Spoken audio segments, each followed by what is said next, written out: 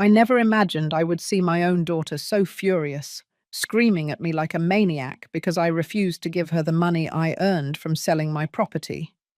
And even less did I think my oldest son would defend her with such violence that he would end up breaking one of my ribs with a single shove.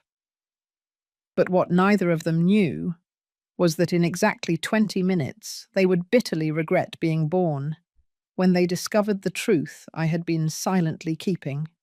My name is Martha. I am 64 years old, and all my life I have been a simple, hard-working woman, one of those who wakes up every day at 5:30 in the morning to prepare coffee and think about everything she has to do. I live in a modest little house on the outskirts of the small town, with my small garden where I grow tomatoes and cilantro, and where every morning I greet my chickens before giving them their food. My routine has been the same for years: black coffee without sugar, buttered toast, and then I sit on the porch to watch the sunrise while I plan my day. I have been a widow for 8 years. My husband, Edward, died of a sudden heart attack, leaving me alone with a property we had inherited from his parents, but which was in very poor condition. It was a large property, with nearly 20 acres, but it needed a lot of work and money to be productive again. Throughout all these years, while my children, Michael and Patricia, lived their lives in the city, I managed as best I could to stay afloat. I worked cleaning houses, selling turkey and mashed potato plates on the weekends, and even babysitting the neighbors' children to be able to pay my basic expenses. I never asked my children for financial help because I knew they had their own responsibilities. And besides, I have always been a proud woman, one of those who prefers to solve her problems alone rather than be a burden to anyone. The farm had become a constant worry. The roofs leaked, the fences were broken, and the vegetation had grown so much that it looked like an abandoned jungle. Several neighbors had suggested I sell it, but I always refused because I felt I would be betraying Edward's memory. That land had been his family's dream for generations, and getting rid of it felt like tearing out a piece of my heart. But 6 months ago, everything changed. I received an unexpected visit from a very well-dressed man, in a grey suit and a red tie, who introduced himself as a representative of a construction company. He explained that they were interested in buying my property to develop a housing project.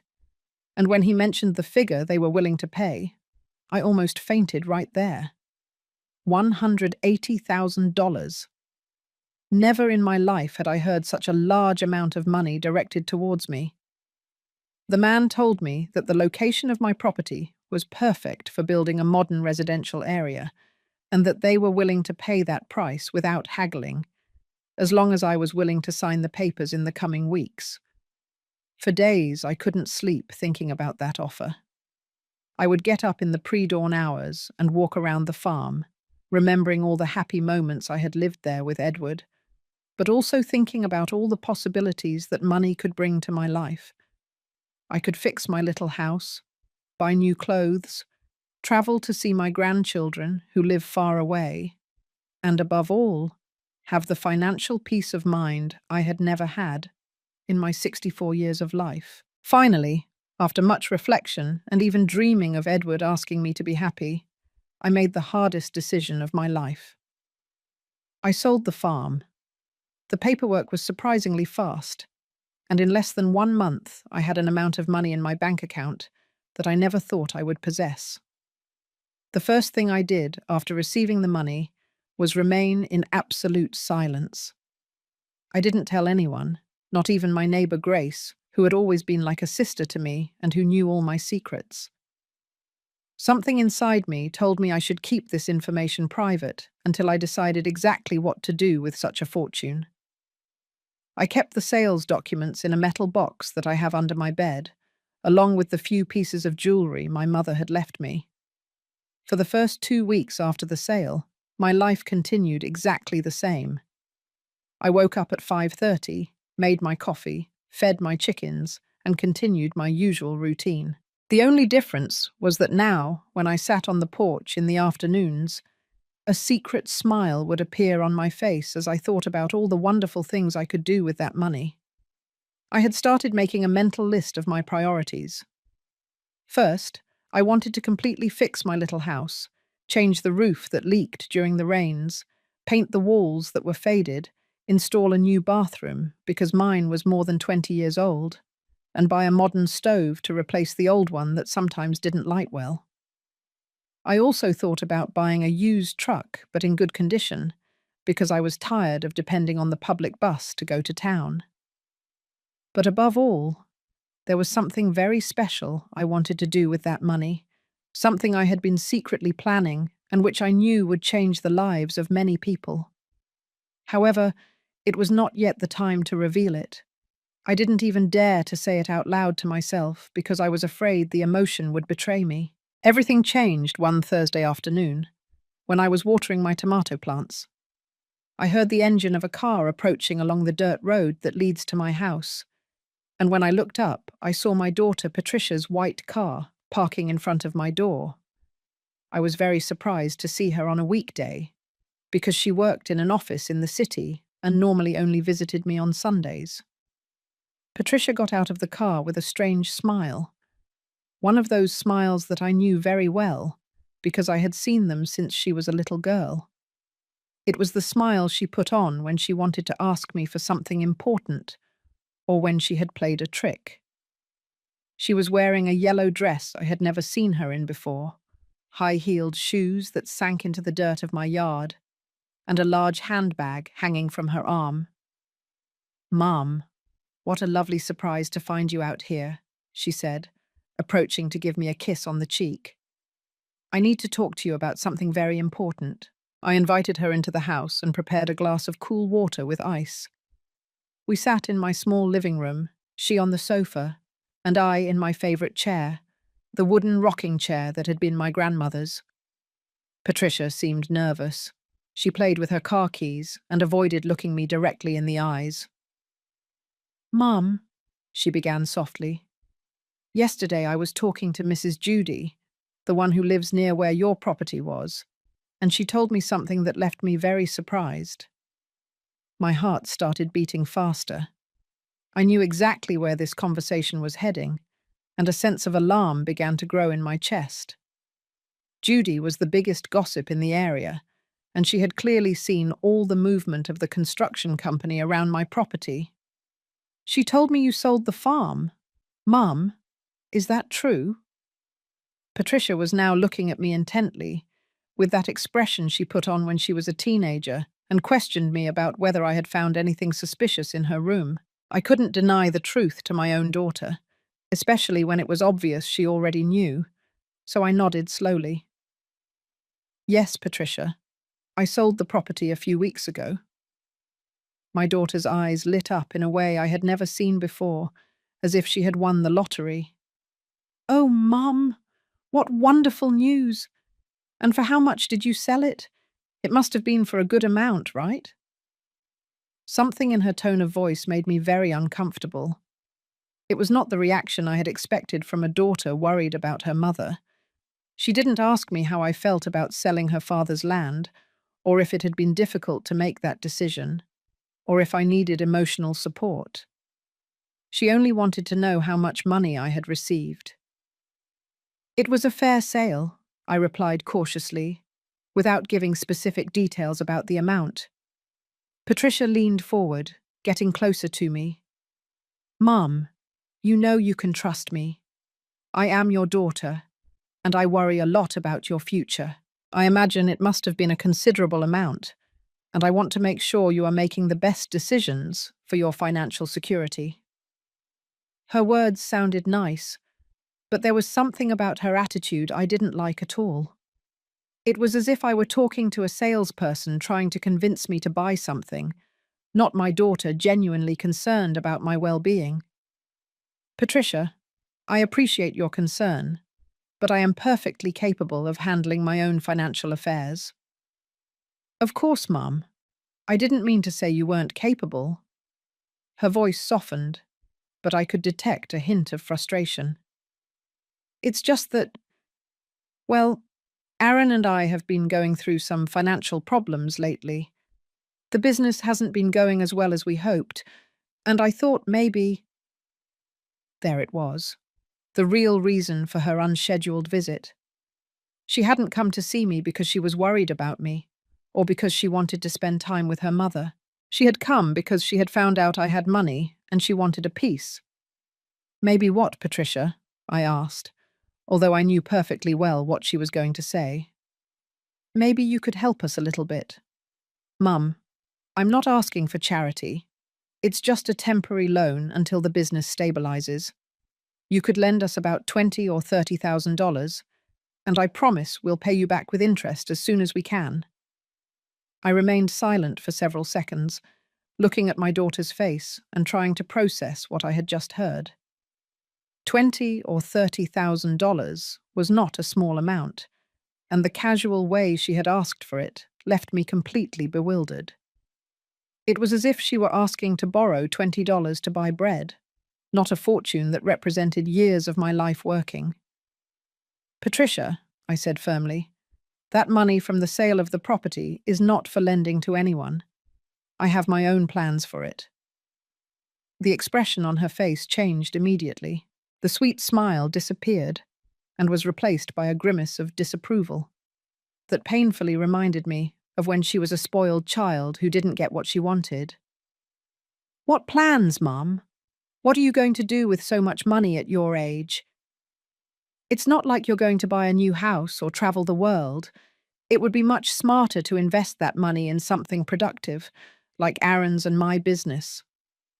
Her words hurt me deeply. At my age, I repeated, feeling as if she had slapped me.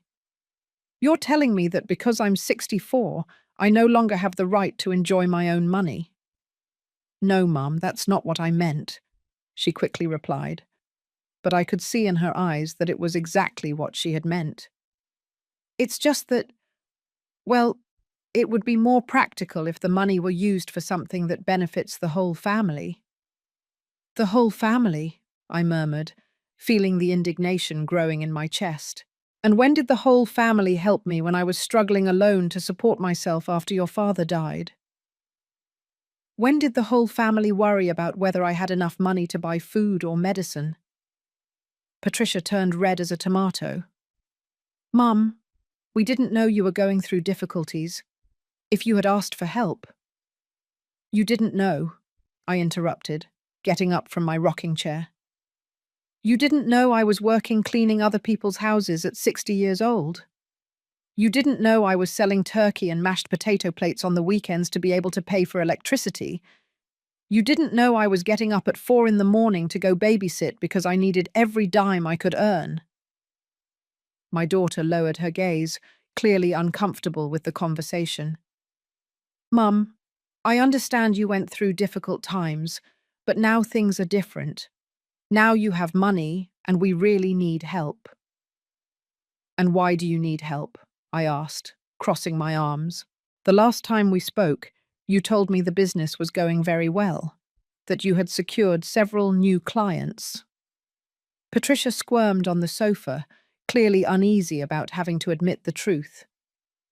Well, it's just that Aaron made some investments that didn't turn out as we expected, and then we had some unexpected expenses. What kind of unexpected expenses, Patricia? We bought a new car. We remodeled the house. And Aaron invested in some stocks that— well, we lost quite a bit of money. I couldn't believe what I was hearing. My daughter and her husband had squandered their money on luxuries and bad investments, and now they wanted me to bail them out with the money I had earned from selling the property I had struggled with for years. So you spent your money irresponsibly, and now you want me to pay the consequences of your bad decisions, I said, feeling the anger starting to boil in my veins. It's not like that, Mum. We just need a small loan to stabilize again. It's an investment in your family's future. My family, well, I repeated bitterly.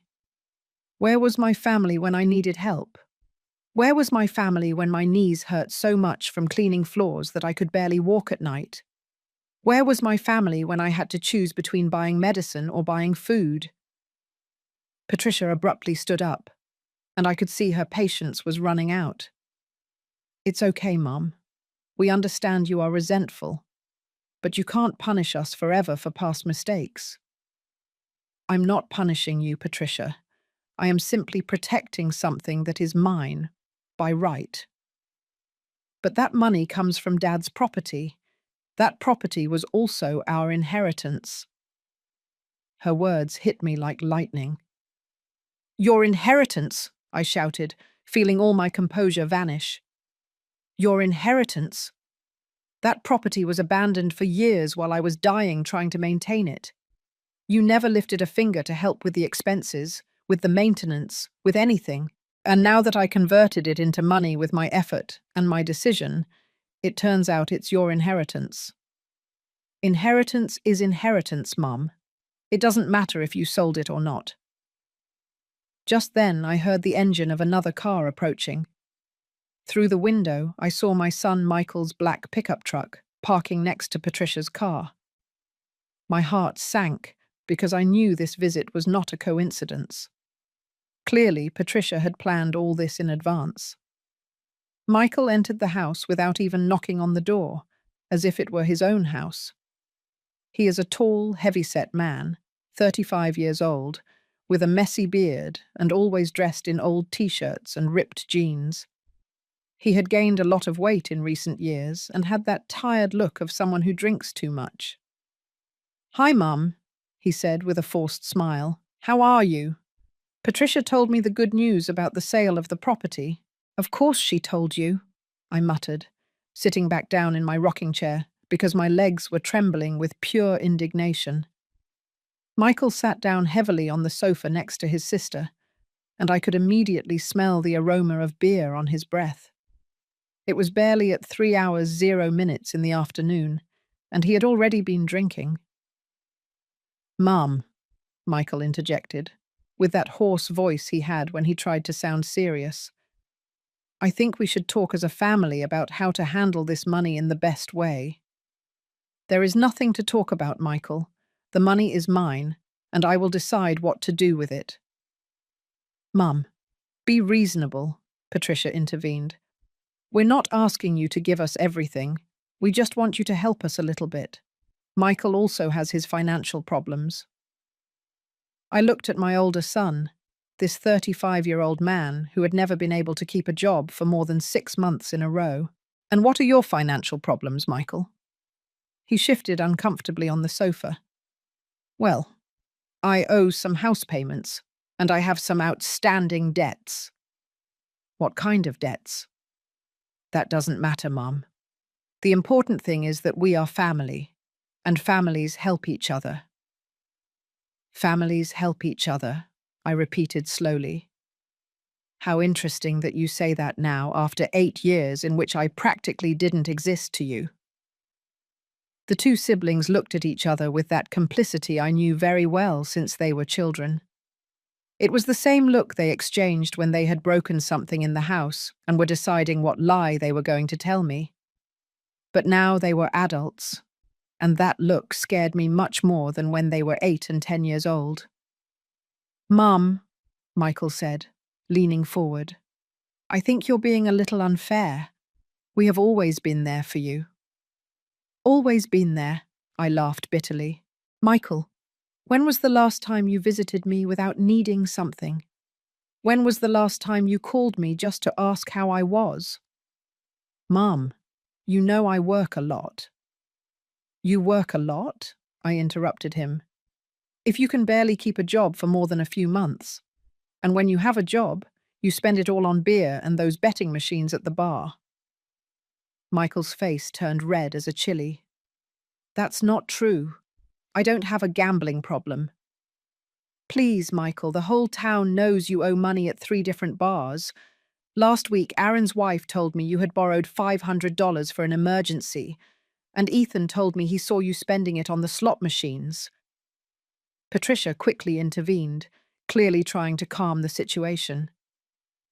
"Mum, it doesn't matter what happened before. The important thing is the present. And in the present, we are a family that needs to help each other. A family. I stood up again, feeling all the frustration accumulated over the years beginning to surface. A family that only shows up when there is money involved? A family that completely ignored me for 8 years while I struggled alone to survive? "We didn't ignore you," Patricia shouted, finally losing her composure. "We had our own responsibilities. We couldn't be looking out for you all the time." "Of course you couldn't," I replied sarcastically. "You were too busy spending money on new cars and house remodels while I was working cleaning other people's bathrooms just to eat." Michael stood up, and his heavy build suddenly intimidated me. When he got angry, his voice became very deep and his eyes turned red. "Mum, stop playing the victim. If you had financial problems, you should have told us." Playing the victim? I couldn't believe what I was hearing. "Michael, you knew perfectly well what my situation was. You knew I lived alone, that I was a widow, that I didn't have a fixed income, but you were so busy with your own lives that you never bothered to ask if I needed help." "Because you were always too proud," Patricia shouted. "You always said you could manage alone." "Because I had no other option. Because my own children had abandoned me." The atmosphere in the small living room had become so tense that it felt as if the very air was difficult to breathe. Michael began to pace back and forth, like a caged animal, while Patricia had stood up and was looking at me with an expression of pure frustration. "It's okay, Mum," Michael said, stopping in front of me. "Let's assume you're right and that we were terrible children. Does that mean you're going to punish us forever? Does that mean you're never going to forgive us?" "It's not about punishment or forgiveness, Michael. It's about the fact that I have plans for that money, and those plans do not include bailing you out of your own irresponsibilities." "What plans?" Patricia asked sharply. "You never do anything exciting. You never spend money on yourself. What are you going to do? Keep it under the mattress until you die?" Her words deeply wounded me, but they also gave me a fury I hadn't felt in years. "You want to know what my plans are?" I yelled at them. "My plans are not having to worry about money ever again. My plans are being able to go to the doctor when I feel sick, without having to calculate if I can afford the consultation. My plans are being able to buy the food I want without having to check every dime." "That's exactly what we're saying," Michael exclaimed. "You already have all that secured. You have more money than you could spend in the rest of your life. That's why it would be smart to share a little with your family." "The rest of my life," I repeated, feeling the tears starting to burn my eyes. "So now it turns out I'm so old that it's no longer worth it for me to enjoy my own money." "It's not that, Mum." Patricia approached me with her arms outstretched, as if to hug me, but I backed away. "It's just that, well, at your age, how much can you really need?" At that moment, something broke inside me.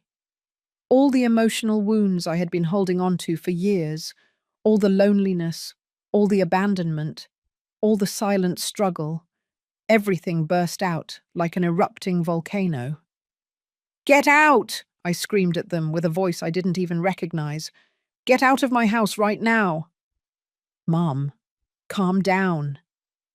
Michael tried to approach, but I grabbed the broom that was in the corner and raised it like a weapon. "Don't come near me. Get out! I don't want to see you again until you learn to respect me." "You're acting crazy," Patricia shouted. "We just want to help you make intelligent decisions." "Help me?" I laughed hysterically. 8 years without helping me, and now you want to help me. The only help you want is to help yourselves to my money." Michael became more aggressive, approaching me dangerously. "Mum, you are going to give us that money because we have a right to it. That property was Dad's, and we are his children. I maintained that property alone for 8 years. I paid the taxes. I worried about it. You never did anything." It doesn't matter. Patricia had also become aggressive.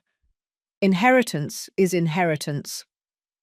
There is no inheritance, I shouted at them. The property no longer exists. I sold it, and the money is mine. At that moment, Michael did something I never thought he would. He got so close to me that I could smell his beer breath on my face, and in a threatening voice he said, "Mum, you are going to give us that money. We are your children, and we have a right to it. If you don't give it to us nicely, we'll have to find other ways." "Are you threatening me, Michael?" I asked him, although my voice trembled with fear. "I'm not threatening you, Mum. I'm explaining reality to you. That money should be for the whole family. And if you don't understand that, we'll have to make you understand." Patricia nodded, fully supporting her brother.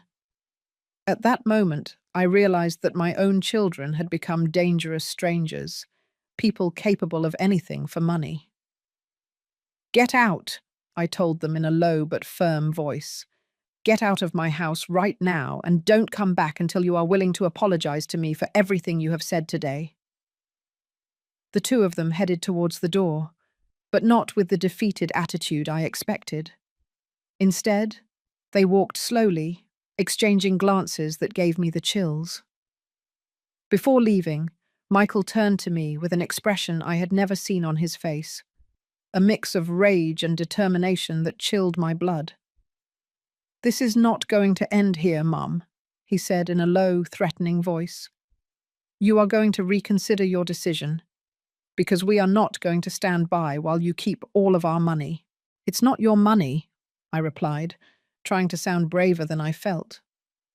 "And if you come back to my house with that attitude, I'll call the police." Patricia let out a sarcastic laugh. "The police? Why?" "For coming to visit our own mother. Mum, I think the loneliness is affecting your mind. Maybe you should see a doctor."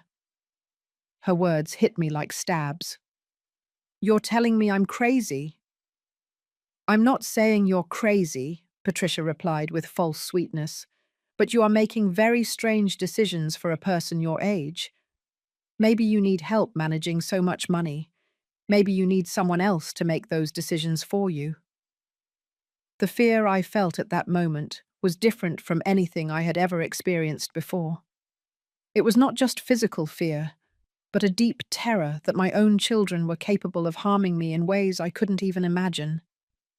"Go," I told them, but my voice sounded weak and broken. "Please, go and leave me alone." "We're going, Mum," Michael said, "but we'll be back. And next time, I hope you've reflected on your selfishness."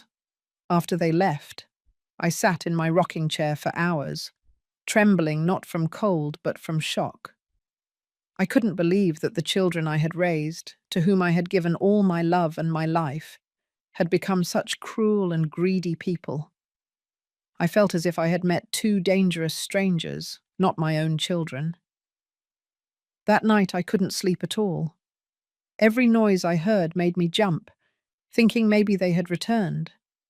I got up several times to check that all the doors and windows were properly locked, something I had never done before in my life, because I had always felt safe in my own house. The next day, I tried to continue with my normal routine, but everything had changed. When I went to feed my chickens, my hands were shaking so much that I spilled half the corn on the ground. When I tried to water my plants, I couldn't concentrate, and ended up soaking the soil more than necessary. Around noon, I received a phone call that almost made my heart stop. It was Patricia, but her voice sounded completely different from how it had sounded the day before. Now she spoke with a sweet and concerned tone, as if nothing bad had happened between us. "Mum," she said, "I hope you slept well last night. I've been thinking a lot about our conversation yesterday, and I think maybe both sides said things we regret." "Patricia, I don't regret anything I said yesterday." "Oh, Mum, don't be like that. You know we love you very much, and the last thing we would want is to make you feel bad. Maybe we could find a solution that works for everyone. Her change in attitude made me even more nervous than her aggression the day before. At least when she had been angry, I knew what I was dealing with. This new manipulative version of my daughter scared me much more. There's nothing to negotiate, Patricia. My decision is final. Mum, why don't we meet again? But this time in a more relaxed environment. We could go to lunch at the Golden Corner Diner, just you and me, mother and daughter. No pressure, no arguments, just a civilized conversation. I don't want to have any more conversations about this subject. Mum, please, just give me a chance to better explain our situation. Maybe I didn't express myself correctly yesterday. Maybe if you listened to me more calmly, you could understand why we need your help.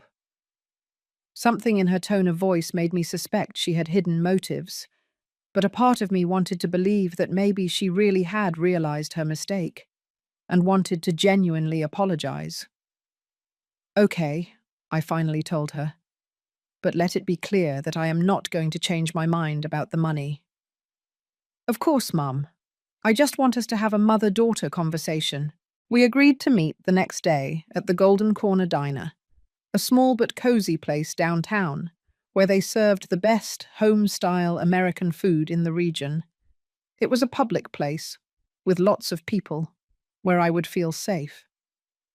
That night, I slept very poorly again, with strange nightmares where Michael and Patricia chased me around the house demanding money. In one of the dreams, they had brought lawyers and police to force me to hand over everything, saying that I was too old to make my own decisions. The next day, I got dressed with special care. I put on my favorite pink dress, the one my late husband Edward had given me for my 50th birthday, and I styled my hair the way I liked best. I wanted to look dignified and respectable, like the strong woman I had been all my life. I arrived at the restaurant 15 minutes before the agreed time and asked for a table near the window, where I could see the street. Patricia arrived exactly on time, but she didn't come alone. Aaron accompanied her, and that immediately put me on high alert. Aaron is a man about 40 years old, thin, with a black moustache, and always dressed in shirts that seemed too elegant for his personality. Since the day I met him, something about him had seemed false, as if he were acting all the time. He had that smile that never reached his eyes, and that way of speaking that sounded like he was constantly trying to sell you something. "Hello, mother-in-law," he said with that false smile, giving me a kiss on the cheek that made me shiver. "It's great to see you. I hope you don't mind that I came. Patricia thought it would be good if I also participated in this family conversation." "Actually, I do mind," I replied directly, "because this was a conversation between my daughter and me." Patricia quickly intervened. "Mum, Aaron is part of the family. Besides, he understands a lot about finance and business, and I thought maybe he could help us find a solution that benefits everyone. I already told you there is nothing to negotiate." Aaron leaned forward with that expression he put on when he thought he was being very intelligent. "Mother-in-law, allow me to explain something about family finances. When a family has significant resources, the smartest thing is to distribute those resources strategically to maximize the benefit of all members. Aaron, with all due respect, my finances are none of your business. But they are my business, mother-in-law, because I am your daughter's husband. What affects Patricia affects me, and what affects us affects our children, your grandchildren." The mention of my grandchildren especially annoyed me because I knew he was using it as a tool of manipulation. My grandchildren are perfectly well cared for, and if you have financial problems, that is your responsibility, not mine. "Mother-in-law," Aaron lowered his voice as if he were going to tell me a secret. "Let me be completely honest with you.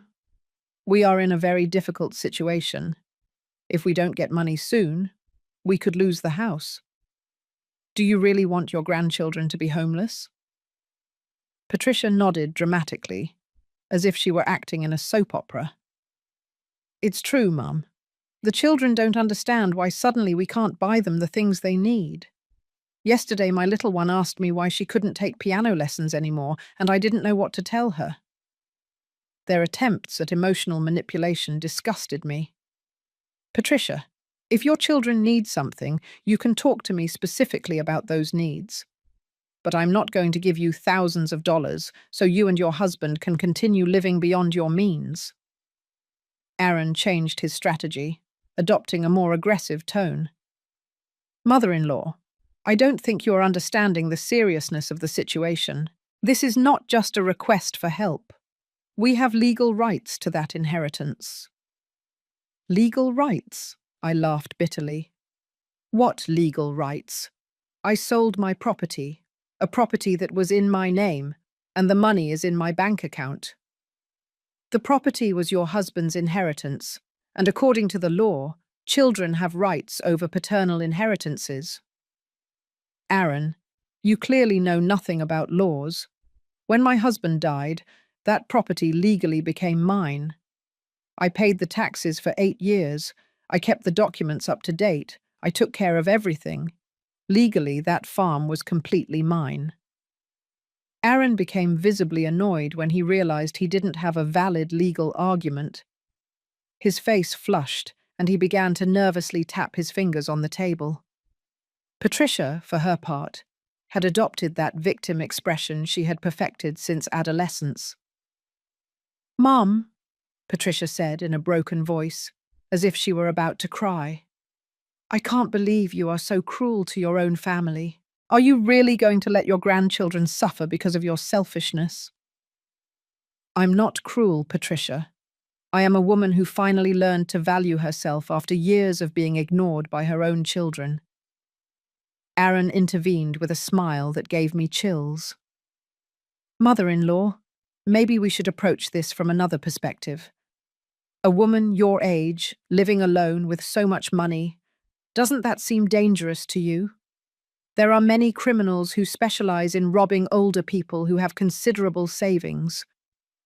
His words sounded like a barely disguised threat. "Are you threatening me, Aaron?" "Of course not, mother-in-law. I'm just worried about your safety. It would be terrible if something bad happened to you, especially now that you have so much cash." The waiter approached to take our order, but I had completely lost my appetite. The conversation had taken a turn that terrified me, and I realized that my own relatives were capable of intimidating me in ways I had never imagined. "I'm not going to order anything," I told the waiter. "I'm leaving right now." "Mom, please don't go," Patricia begged, grabbing my arm as I stood up. "We haven't finished talking yet." "Yes, we have finished," I replied, pulling my arm free from her grip. "And let it be very clear, I am not going to give you 1 dime of my money, no matter how much you threaten or manipulate me." "We are not threatening you," Patricia shouted, loud enough for other people in the restaurant to turn and look at us. "We just want you to be reasonable." "Being reasonable would mean giving you my money so you can continue living irresponsibly," I said, feeling the anger boiling in my veins again. "But I am not going to be reasonable in that way." I left the restaurant as quickly as I could, but I could hear Aaron telling Patricia, "Don't worry, my love. There are other ways to solve this problem." On the way back home, my hands were shaking so much that I could barely steer the car. Aaron's words echoed in my head like an alarm bell. There are other ways to solve this problem. What had he meant by that? That night I called my neighbor Grace, the only person in the world I truly trusted.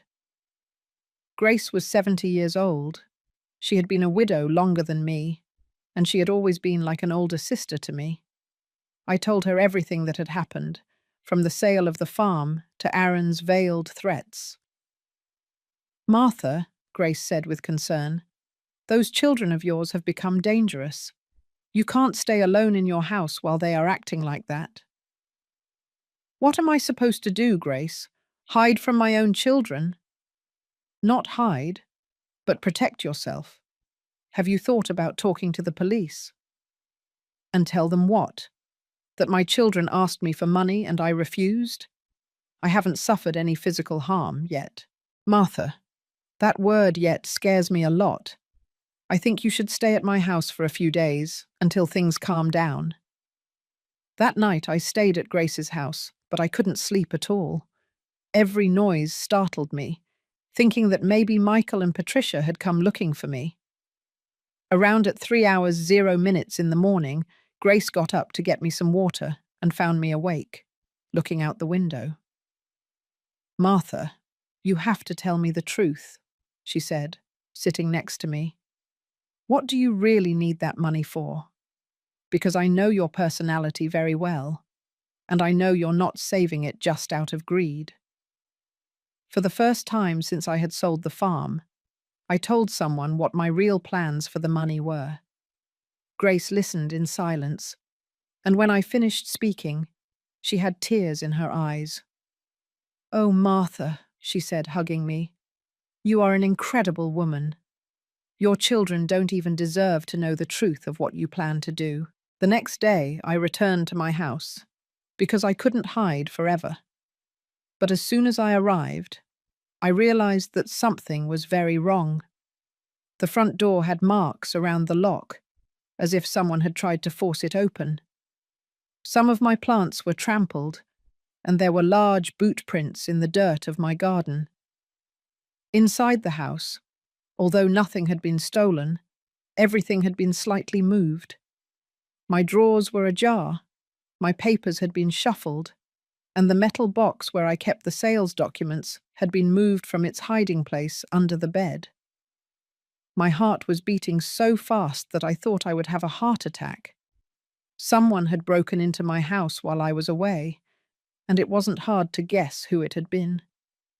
Michael had had keys to my house for years, for emergencies, and he had clearly decided to use them to look for information about my money. I immediately called to change the locks, but the locksmith told me he couldn't come until the next day. That night, I barricaded myself in my room, putting a chair under the doorknob and sleeping with a kitchen knife under my pillow. The next morning, while waiting for the locksmith, I received a visit I didn't expect. It was Ethan, a second cousin of my late husband, a man in his 50s who worked as a mechanic in town. Ethan had always been a calm and honest person, and I was very surprised to see him at my house so early in the morning. "Cousin Martha," he said with a worried face, "I need to talk to you about something very serious. Last night I was at the Golden Eagle bar, and I overheard a conversation that left me very concerned." "What kind of conversation, Ethan?" "Your son Michael was there, very drunk, talking to some men I didn't like at all. They were making plans that involve you." My stomach clenched with fear. "What kind of plans?" "They were talking about ways to force you to hand over the money. They mentioned something about making you sign papers, and one of the men said he knew someone who could falsify medical documents to declare you mentally incompetent." The world came crashing down on me. "Declare that I'm crazy?" "Yes, cousin. They were saying that if they got a medical paper that said you had dementia or some mental problem, they could get a judge to give them legal control over your money." My worst nightmares were coming true. My own son was conspiring with strangers to steal not only my money, but also my dignity and my freedom. "Ethan, are you sure about what you heard?" "Completely sure, cousin. That's why I came to warn you so early. I think you have to take steps to protect yourself, and you have to do it now." At that moment, the locksmith arrived, and while he was changing my locks, I called a lawyer that Grace had recommended to me. I explained the whole situation, and he told me to come to his office immediately with all the sales documents for the property. "Mrs. Martha," the lawyer told me after reviewing all my papers, "you are in a very dangerous situation, but you are also in a very strong legal position. Everything is perfectly in order with the sale of your property, and no one can touch that money without your consent. However, If they are really planning to declare you incompetent, we need to act quickly to protect you. What can I do? First, we are going to get an independent medical evaluation that certifies that you are completely sane and capable. Second, we are going to prepare legal documents that protect your assets. And third, if necessary, we are going to get a restraining order against your children. That day was one of the longest of my life. Between doctors, lawyers, and legal procedures, I realized that my quiet life had turned into a nightmare. But I also realized something else. For the first time in years, I was fighting for something that truly mattered to me. And that fight was giving me a strength I didn't know I had. The next day, as I was returning from the pharmacy after buying some nerve medicine the doctor had prescribed, I saw Michael's black pickup truck parked in front of my house. But this time he wasn't alone. There was another car I didn't recognize, a grey sedan with two men inside who seemed to be waiting for something. My heart started beating so fast I could hear it in my ears. I remembered Ethan's words about the strange men Michael had been talking to at the bar, and I knew immediately that those must be them. I hid behind the mango tree that is on the corner of my property and took out my cell phone to call Grace. "Grace," I whispered, "I'm hiding near my house. Michael is here with some men I don't know, and I think they are planning to do something terrible to me." "Where exactly are you?" Grace asked in an alarmed voice. "Behind the mango tree. But I can't stay here forever." "Martha, call the police right now." "And I tell them what? That my son is visiting my house?" "You tell them you feel threatened and you need help. In the meantime, I'm on my way." I hung up the phone and dialed the emergency number. But before I could speak to anyone, I heard Michael's voice shouting my name from my yard. "Mom, I know you're around here. We just want to talk to you. Don't be ridiculous and come out from wherever you're hiding." His tone of voice didn't sound like someone who just wanted to talk. It sounded like someone who was rapidly losing patience. One of the men from the grey sedan got out of the car, and I could see him clearly for the first time. He was a tall guy, with tattooed arms and a hostile face. He was wearing a tight black shirt that showed he exercised regularly, and he walked with that aggressive attitude of someone accustomed to intimidating people. "Are you sure she's here?" the man asked Michael. "She has to be here. Her neighbor told me she saw her return an hour ago." The second man also got out of the car. He was shorter but heavier, with a beer belly and a scar that crossed his left cheek from his ear to his mouth. He was wearing a baseball cap and ripped jeans, and he had that way of moving that reminded me of the criminals who appeared on the news. "Look, Michael," said the man with the scar, "we don't have all day. If your mum doesn't want to cooperate nicely, we'll have to use other methods to convince her." "Give me a few more minutes," Michael replied, and I could hear the desperation in his voice. "She has to show up." At that moment, Patricia arrived in her white car, parking quickly and getting out with a furious look. She was wearing a purple dress I had never seen her in before, and high-heeled shoes that were clearly not appropriate for walking in the dirt of my yard. "Have you found her yet?" she asked the men without even greeting her brother. "No, but we know she's nearby," replied the tattooed man. "This is ridiculous," Patricia shouted, heading towards my house. "Mom, I know you can hear me. Stop acting like a child and come out and talk to us." From my hiding place behind the tree, I could see how the three men and Patricia moved around my property as if it were theirs. Michael checked behind the bushes. Patricia Djagishvisha looked through the windows of the house, and the two strangers walked around as if they were evaluating the terrain. "Are you sure she can't be inside the house?" the man with the scar asked Patricia. "Impossible. She changed the locks yesterday, and we don't have the new keys." "That's no problem," the tattooed man said with a terrifying smile. I can open any door in less than 5 minutes. No, Michael shouted. We can't break in. That would be breaking and entering. And what do you suggest then? Patricia asked impatiently. We can't stay here all day waiting for her to show up. Just then I heard the sound of sirens approaching, and my heart leaped with relief. Clearly, when I had dialed the emergency number, the call had connected even though I had hung up, and they had sent someone to investigate. The 4 conspirators also heard the sirens and immediately panicked. Shit! Shouted the man with the scar. Someone called the cops. Let's go now, said the tattooed man, running toward his car. Wait, Michael shouted at them. We can't leave like this. It will look very suspicious. But the 2 men had already gotten into their grey sedan and were starting the engine. They sped off my property, kicking up a cloud of dust, just as the police car turned the corner.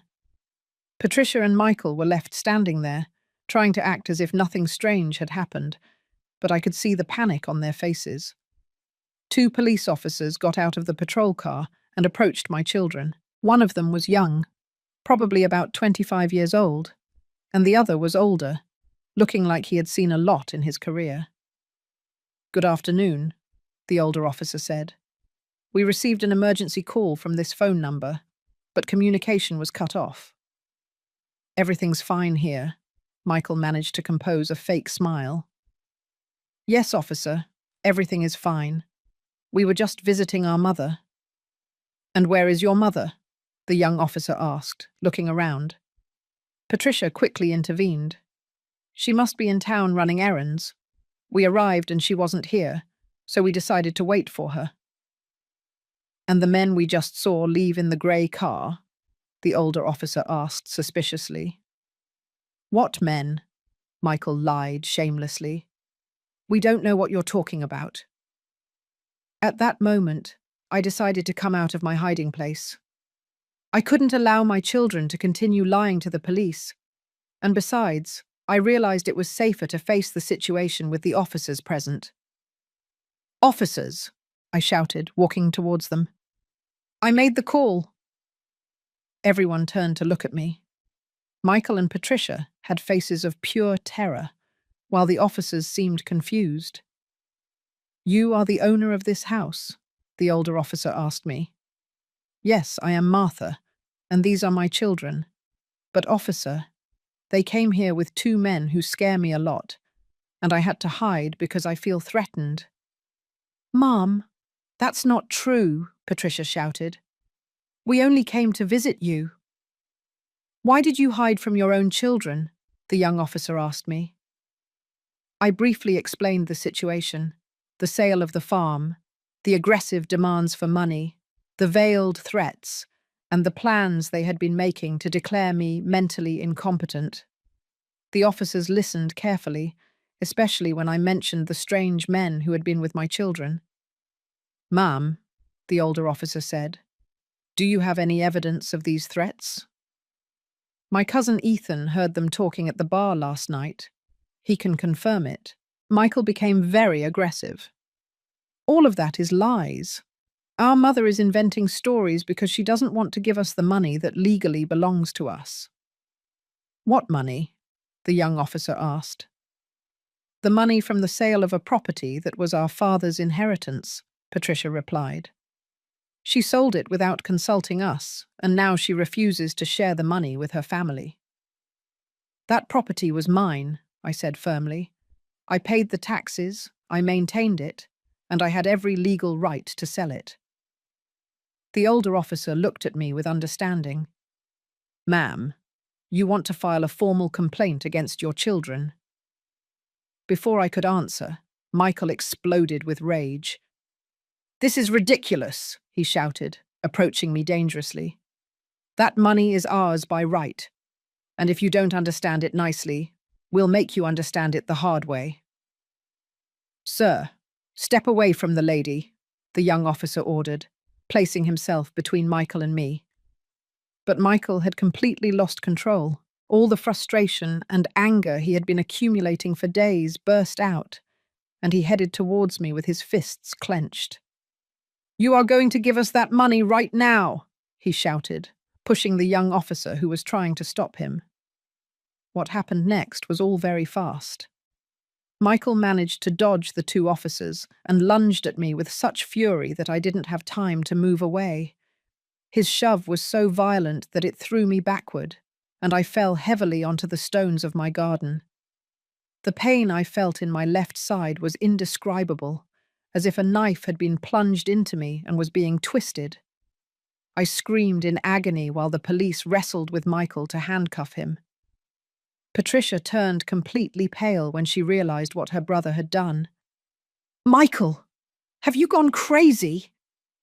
From the ground, with unbearable pain shooting through my side, I could see the horror on Patricia's face as the police handcuffed Michael. My older son struggled like a wild animal, shouting obscenities and threats while the officers held him. "Let go of me! That crazy old woman is stealing our money!" he kept yelling, with saliva drooling from the corner of his mouth. The older officer immediately called an ambulance on the radio, while the younger one kept Michael controlled. Patricia approached me, but when she tried to help me up, I cried out in pain. "Don't touch me! Stay away from me!" I told her, feeling the tears streaming down my cheeks, not just from the physical pain, but from the emotional betrayal. "Mom, please let me help you," Patricia pleaded in a broken voice. "Michael didn't mean to hurt you, he just lost control." "Didn't mean to hurt me," I repeated in disbelief. "Your brother just broke my ribs, and you're telling me he didn't mean to hurt me?" The paramedics arrived in less than 10 minutes, and while they examined me to determine the severity of my injuries, I could hear the older officer interrogating Patricia about the men who had fled when the sirens arrived. "Miss, I need you to tell me exactly who those men were and what they were doing here." Patricia stammered, clearly nervous. I don't know them very well. They are friends of my brother." "Friends who fled when we arrived? Doesn't that seem suspicious to you?" "Officer, I didn't know they were coming. Michael didn't tell me anything about bringing anyone else." One of the paramedics, a man about 40 years old with very gentle hands, was carefully checking my side. "Ma'am, you definitely have at least one fractured rib, possibly two. We need to take you to the hospital immediately for x-rays." As they lifted me onto the stretcher, I could see Michael being put into the patrol car. For a moment, our eyes met, and for the first time since this whole nightmare had begun, I saw something close to remorse in his eyes. "Mom," he shouted from the car. "I didn't want this to happen. I just wanted—" "It's too late, Michael," I shouted back, feeling all the emotional pain of years turn into words. "It's too late to be sorry." At the hospital, while I was having x-rays and tests done, Grace arrived completely breathless. The poor woman had run so much she could barely breathe. "Oh, Martha, how do you feel? Does it hurt a lot?" "My soul hurts more than my body, Grace. I can't believe my own son did this to me." "And Patricia? Where is she?" "I don't know, and I don't care. She was an accomplice to all of this." The doctor, a young doctor with a kind face, came to explain the results of the studies. "Mrs. Martha, you have 2 fractured ribs on the left side. It is not a life-threatening injury, but it is going to be very painful for the next few weeks. You need absolute rest and pain medication." "Doctor, how long will I be like this?" "Ribs take between 6 and 8 weeks to heal completely. During that time, you cannot do physical exertion, you cannot lift heavy things, and you have to be very careful when moving."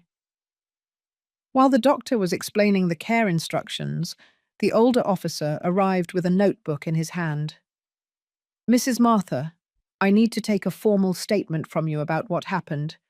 Do you feel well enough to talk?" Yes, officer. I want everything to be officially recorded. I told him the whole story from the beginning. The sale of the farm, the first demands for money, the escalating threats, the conspiracy to declare me incompetent, and finally the physical attack. Ma'am, this is very serious. Your son is arrested for elder abuse, which is a felony. Do you want to press formal charges? The question hit me like a bucket of cold water. It was one thing to be angry with Michael, and quite another to send him to jail. But when I thought about everything that had happened, all the threats, all the malicious plans, I realized I had no other choice. Yes, officer, I want to press charges, not just for the physical attack, but for all the threats and intimidation. The officer nodded and continued taking notes. We are also going to investigate those men who were with him. Your description matches some known local criminals. That night, I stayed in the hospital for observation, and Grace stayed with me. Around at 22 hours 0 minutes at night, I received a call I didn't expect. It was Patricia, and by her voice I could tell she had been crying. "Mum," she said in a broken voice, "I need to talk to you. Please." "I have nothing to talk about with you, Patricia." "Mum, please. Michael is in jail, and all of this got completely out of control. I never wanted you to be physically hurt, but you did want me to be emotionally hurt. You did want me to be robbed of my money. You did want me to be declared crazy." "I didn't know about declaring you crazy, Mum. That was Aaron's idea and those horrible men." "And why didn't you defend me? Why didn't you protect me when you knew they were planning to harm me?" Patricia remained silent for several seconds. "Why?" "Because we needed the money, Mum. We are in a very desperate situation." "Well, now you are in an even more desperate situation. Your brother is going to jail, and you are going to have to face the legal consequences of your actions." "Mum, please, don't let Michael go to jail. He has problems with alcohol and gambling, but he is not a bad person. He just needs help." "Patricia, your brother broke 2 of my ribs. He physically attacked me in front of the police. That is not something that can be forgiven with a simple apology. What if we give you back all the money we asked for? What if we promise never to bother you again?" "What money are you going to give me back if you never gave me a single dime? And how are you going to promise me not to bother me if you just proved you are capable of anything?" The next day, when I was discharged from the hospital, my lawyer came to visit me at Grace's house, where I was going to stay during my recovery. "Mrs. Martha," the lawyer told me, "I have important news. The police arrested the 2 men who were with your son. It turns out they have criminal records for fraud and extortion. One of them confessed that your son had contacted them to help him intimidate you." "And what is going to happen now?" "Your son is going to face very serious charges: elder abuse, conspiracy to commit fraud, and intimidation. He could receive several years in prison." The news left me with very contradictory feelings. On the one hand, I was glad that justice was working, but on the other hand, the idea that my own son was going to spend years in jail broke my heart. "And my daughter?" "She is also going to have legal problems. It depends. If she cooperates with the investigation and testifies against the other conspirators, it is possible that she will only receive a warning. But if it is proven that she actively participated in the intimidation plans, she could also face charges." That afternoon, while resting on Grace's sofa with a pillow propped against my broken ribs, I received a completely unexpected visit. It was Aaron, but he came alone, and with a completely different attitude from the one he had had at the restaurant. "Mother-in-law," he said in a humble voice, "I know I have no right to be here, but I need to talk to you." "What do you want, Aaron? Are you also coming to threaten me?" No, mother-in-law. I came to apologize and to explain the truth about everything that happened. Grace, who had been in the kitchen preparing iced tea, immediately came out when she heard voices. Martha, do you want me to call the police? No, Grace. Let him speak. I want to hear what excuses he has. Aaron sat on the edge of the chair, clearly nervous. Mother-in-law, the truth is that all of this was my fault. I was the one who convinced Patricia and Michael that you owed them part of the money. Why did you do that, Aaron? Because we are in a desperate financial situation. We owe more than $120,000 between credit card debts, bank loans, and money I owe to very dangerous people. For the first time, I could see genuine fear in his eyes. Dangerous people? Yes, mother-in-law. People who don't accept excuses and who have threatened to hurt my family if I don't pay them soon. Finally, I was hearing the truth, and it was even worse than I had imagined. And you thought the solution was to rob me of my money? It wasn't robbing, mother-in-law. I genuinely believed that you had a moral obligation to help your family. But I realized I was wrong when I saw what happened to you yesterday. You realized? You needed to see your brother-in-law breaking my ribs to realize that you were doing something wrong. Aaron lowered his head, clearly ashamed. Mother-in-law, I came here to ask for your forgiveness and to tell you that I am going to testify in your favor at the trial. I am going to confess all my participation in this horrible plan. His words surprised me. Why would you do that? Don't you realize that could get you into legal trouble?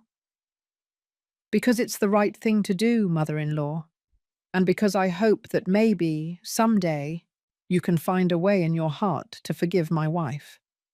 Patricia was led astray by my influence, but deep down, she loves you very much. Aaron's words left me completely bewildered. Throughout all these days, I had been so focused on protecting myself and dealing with the betrayal that I hadn't had time to truly process my own feelings towards my children. Yes, I was furious and hurt, but beneath all that anger there was still love, a deeply wounded love, but love nonetheless. Aaron, I told him after several minutes of silence, I appreciate you coming to apologize, but apologies don't heal broken ribs or erase death threats. I know, mother-in-law, and I don't expect you to forgive me immediately. I just wanted you to know the truth, and I wanted to ask you something. What? When all this ends, when Michael gets out of jail and when we have paid for our mistakes, would there be any possibility that we could rebuild this family?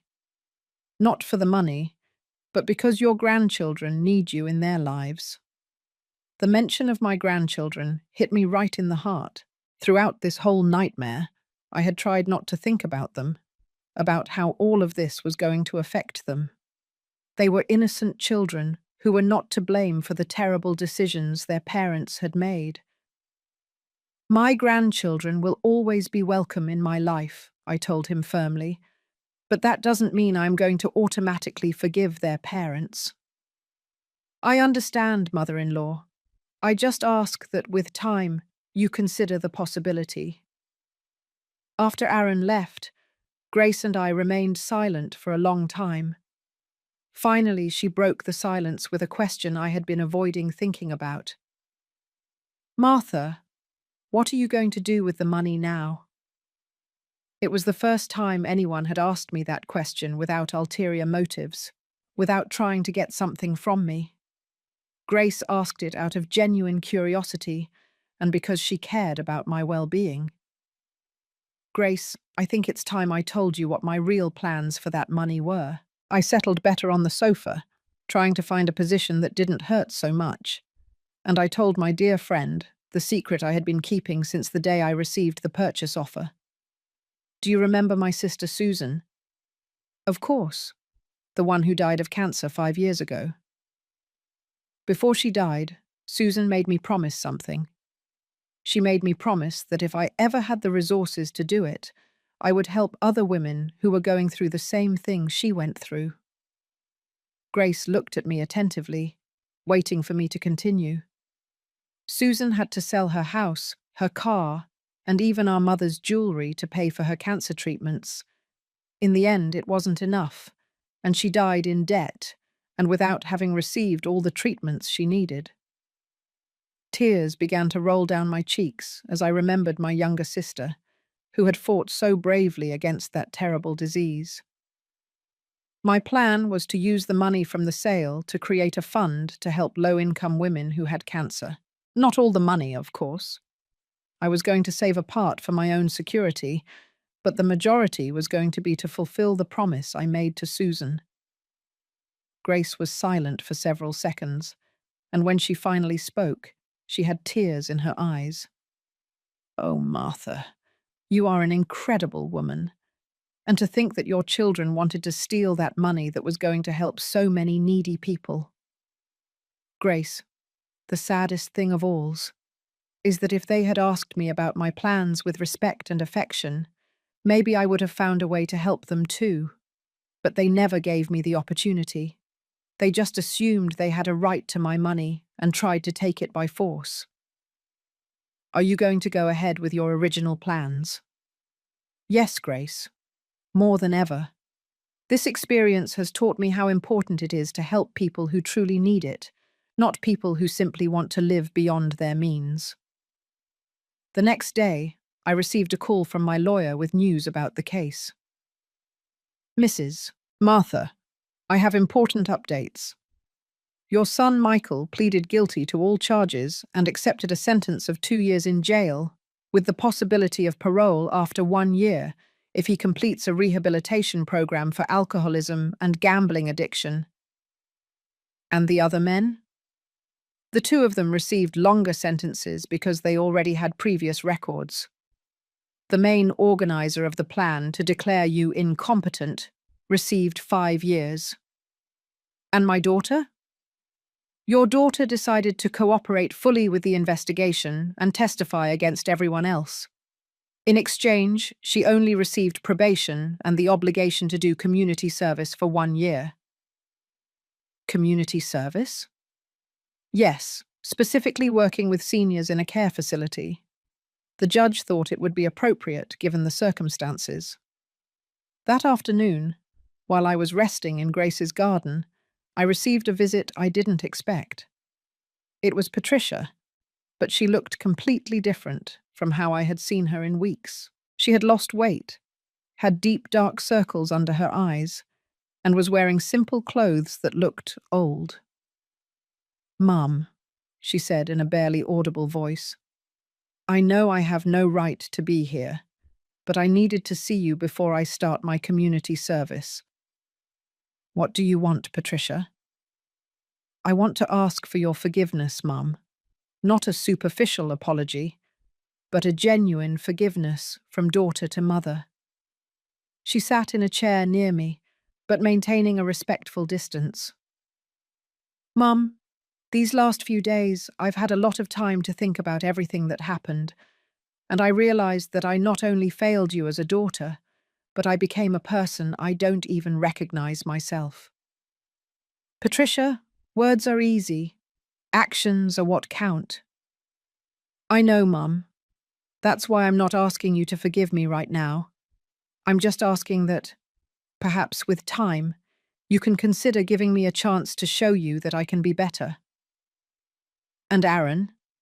Are you still married to him?" Patricia lowered her gaze. "We are getting divorced. I realized that he was the one who manipulated me to act against you, and I can't be married to someone who made me hurt my own mother." Her words surprised me. I hadn't expected her to make such a drastic decision. "And the children?" "The children are going to stay with me. Aaron agrees because he knows his debts put him in danger, and he doesn't want to expose the children to those dangerous people." "How are you going to support them alone?" "I got a part-time job in an office, in addition to the community service. It's not going to be easy, but I prefer to live with financial difficulties than to live with the guilt of what I did to you." For the first time in weeks, I could see my real daughter beneath all the greed and manipulation. It was the child I had raised, the young woman she had been before Aaron's influence corrupted her. Patricia, I have one condition for considering forgiving you someday. Whatever it is, Mum. I want you to go to therapy. I want you to understand how you came to be capable of betraying your own mother, and I want you to make sure it never happens again. I've already started, Mum. It's part of the terms of my probation, but even if it wasn't mandatory, I would do it. And what are you going to tell my grandchildren about all of this? I'm going to tell them the truth in an age-appropriate way. I'm going to tell them that their mum made very serious mistakes, that she hurt their grandmother, and that she is working very hard to be a better person. After Patricia left, I thought for hours about everything that had happened. My life had completely changed in the space of a few weeks. I had lost confidence in my children. I had been betrayed by my own family. I had suffered physical injuries, but I had also discovered an inner strength I didn't know I had. That night, I called my lawyer to start the process of establishing the foundation in memory of my sister, Susan. I decided to call it the Susan Hope Foundation and dedicate it specifically to helping low-income women who were fighting cancer. 3 months later, when my ribs had completely healed, I had the inauguration ceremony for the foundation. Grace was there with me, along with several neighbors and community members who had known Susan. To my surprise, Patricia also came, but she stayed at the back of the event, without approaching me. After the ceremony, she approached timidly. "Mom," she said, "I just wanted to tell you that I'm very proud of what you're doing. Aunt Susan would be happy to know that her memory is helping so many women." "Thank you, Patricia." "Mom, do you think someday we can have a normal relationship again?" I looked at her for several seconds before answering. "Patricia, I think we are never going to have the relationship we had before, because that relationship was based on a trust that was broken. But maybe, with a lot of time and a lot of work, we can build something new. That's all I can ask for, Mum." 6 months later, I received a letter from Michael from jail. It was the first communication I had with him since the day he broke my ribs. "Mum," the letter said, "I know I don't deserve your forgiveness, but I want you to know that every day in this prison, I think about what I did to you, and every day I hate myself more for it. I am in a recovery program for alcoholics and gambling addicts, and for the first time in years, I am starting to understand how sick I was. I am not asking you to forgive me, because I know that will take a long time if it ever happens. I just wanted you to know that I deeply regret it, and that when I get out of here, I am going to dedicate the rest of my life to trying to make amends for the harm I caused you." When I finished reading the letter, I realized that for the first time since all this had started, I didn't feel anger towards my children. I hadn't completely forgiven them, and maybe I never would entirely, but I had found something close to peace. Today, 1 year after selling the property, my life is completely different. The Susan Hope Foundation has helped more than 50 women with their cancer treatments. Patricia has finished her community service and has proven to be a responsible mother who is raising my grandchildren well. Michael will get out of jail in 6 months, and although I don't know if we can rebuild our relationship, at least I know he is working on becoming a better person. And I have learned something fundamental, that money is not the most important thing in life, but self-respect is. I learned that it is okay to say no, even to family. I learned that protecting what is yours does not make you a selfish person, but a strong person. And above all, I learned that sometimes the most painful mistakes can lead you to discover who you really are and what you are capable of. My name is Martha. I am 65 years old, and I finally learned to value myself as much as I always valued others.